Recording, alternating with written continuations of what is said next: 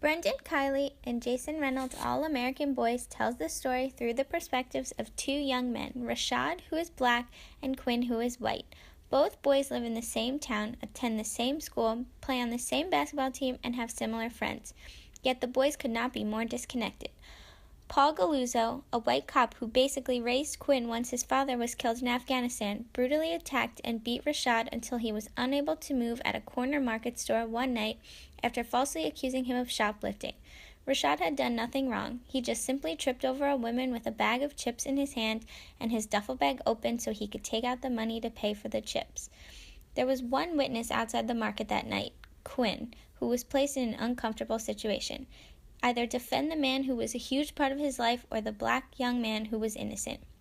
Police violence against black males is extremely relevant to the times, as well as in this book. This is why All-American Boys is like a melting pot that has completely boiled over due to the ongoing white police violence against black men. The melting pot symbolizes America. The United States of America is supposed to be known as this melting pot, where all types of people come together no matter what their religion, race, or ethnicity is, to become one unified nation. America prides itself based off the different groups of people who live in this country. During the Civil Rights Movement, African Americans were trying to obtain equality in the United States, and they were successful, as the Civil Rights Act was passed in 1964. Part of the American dream was that different races and creeds could come together in a country where we could all live peacefully and celebrate our diversity and differences. Rashad and Quinn live in a diverse town called Springfield, which serves as a smaller melting pot within a large one, where black and white people are supposed to live peacefully and unbothered by one another. But some ingredients are thrown into this pot that do not blend so well. Rashad, Quinn, and Paul are specific characters who represent the ingredients that go into the melting pot and slowly begin to ignite a flame. We can see in All-American Boys the racial divide between these characters through a cultural criticism lens. The violent scene between black teen Rashad and white officer Paul was unnecessary, even if Rashad actually was committing the shoplifting crime. But this is also what is occurring in our country right now. White police officers are profiling black males and are using excessive force when it is not appropriate, even killing some of the black males despite being unarmed. In return, people are angry and are revolting against the police officers who work hard to keep us all safe. Others support the cops and understand that if the cop feels threatened by the black male or feel as though other people in the area are in danger, they have to make the judgment call of whether or not to use excessive force. According to police force expert Dennis Root, gunfire is always the last resort. The fire that breaks out under the pot is caused by the divide among people living in the specific area where the violent encounters are taking place. So in this book, the fire starts in Springfield.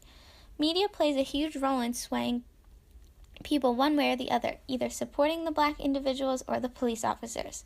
A video surfaced on the Springfield News of Paul beating up Rashad, clearly showing him not resisting the arrest that was about to take place. When individuals are resisting arrest, police hands are tied. They need to react quickly to not only protect themselves but others as well, and sometimes that fast reaction can lead to the use of excessive force. As word spread around school and more people viewed the video, people began to take their side, some for Rashad, others for Paul, even though there was a video clearly demonstrating that Paul was at fault. When people take a side against the black males or the police officers, riots are likely to occur, and when they do, the flame is turned up to the highest possible temperature. The flame is analogous with intensified emotions. As the flame heats up, the melting pot eventually boils over. All-American Boys is the melting pot that used to symbolize Americans in their diversity that has now become the boiling pot, where white police officers and black men are clashing at an alarming rate. There is once again racial tension in our country as well as in Springfield after white cop Paul almost beat black Rashad to death.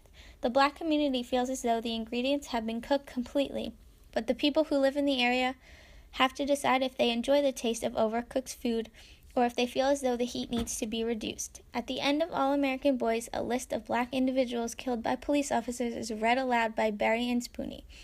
Racial injustice is relevant not only in this book but also in the country right now.